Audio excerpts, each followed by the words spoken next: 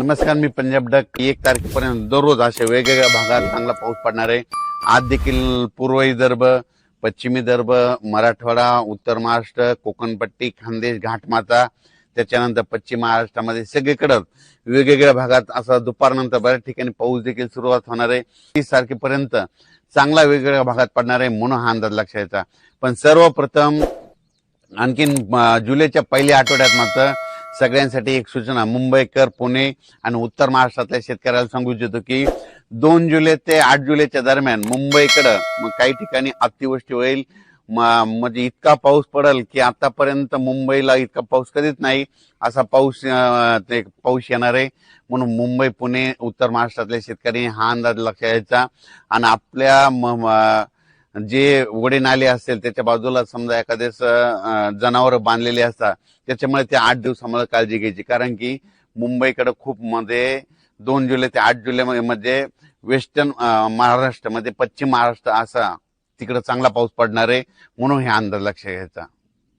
तर तो पाऊस तुम्हाला मुंबईकरांना सांगू इच्छितो की जुलैच्या पहिल्या आठवड्यात मुंबई, इगतपुरी, नाशिक, त्याच्यानंतर इकडे त्र्यंबकेश्वर हे पट्टा, त्याच्यानंतर संगमनेर, घाटमाता, हे अहिल्यानगर, हे असा पट्टा काय होणार उत्तर महाराष्ट्राचा आणि महाराष्ट्राचा पश्चिम भाग म्हणजे जोराचा पडणार आहे. काही ठिकाणी अतिवृष्टी होईल, काही ठिकाणी अति मुसळधार होईल, काही ठिकाणी रिमझिम पडेल. पण 2 जुलै ते 8 जुलैच्या दरम्यान महाराष्ट्राकडे काय होणार आहे, एक लो प्रेशरचं रूपांतर चक्रीवादळात होईल आणि ते चक्रीवादळ सरळ महाराष्ट्राकडे येईल.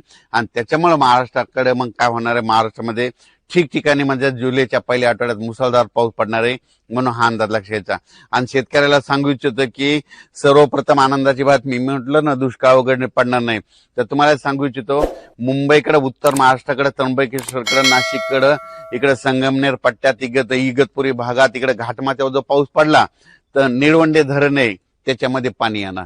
त्याच्यानंतर मुळा धरणात देखील थोडी आवक सुरुवात होणार. त्याच्यानंतर काय होणार आहे, इकडं गंगापूरचं धरण आहे, त्र्यंबकेश्वरला पाऊस पडला तर त्या गंगापूरला येत आहे.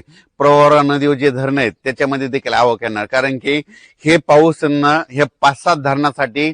आणि त्याच्यानंतर तुम्हाला एक सांगू इच्छितो की नाशिककडे जे छोटे छोटे 2 TMC, 4 TMC, 5 TMC, 11 TMC चे, काही 15 TMC, 22 TMC चे जे छोटे छोटे धरणे आहेत, ह्या पावसात मात्र ते चांगले तुडुंब भरून जातील म्हणून हा अंदाज लक्षात द्यायचा. कारण ते पाऊस येणारच आहे. कारण की जुलैच्या पहिल्या आठवड्यात पश्चिम मुंबईकडे, उत्तर महाराष्ट्राकडे चांगला पाऊस पडणार आहे.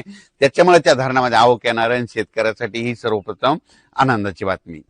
तर जुलैच्या पहिल्या आठवड्यात आता तर हे पाऊस पडणारच आहे 30 जून पर्यंत. पण जुलैच्या पहिल्या आठवड्यात मुंबई, त्र्यंबकेश्वर, नाशिक, त्याच्यानंतर अहिल्यानगर, संभाजीनगर, संगमनेर पट्टा, घाटमाता, पुणे ह्या परिसरात मुसळधार पाऊस पडणार आहे. त्याच्यामुळे हे तिकडला प्रश्न मिटल.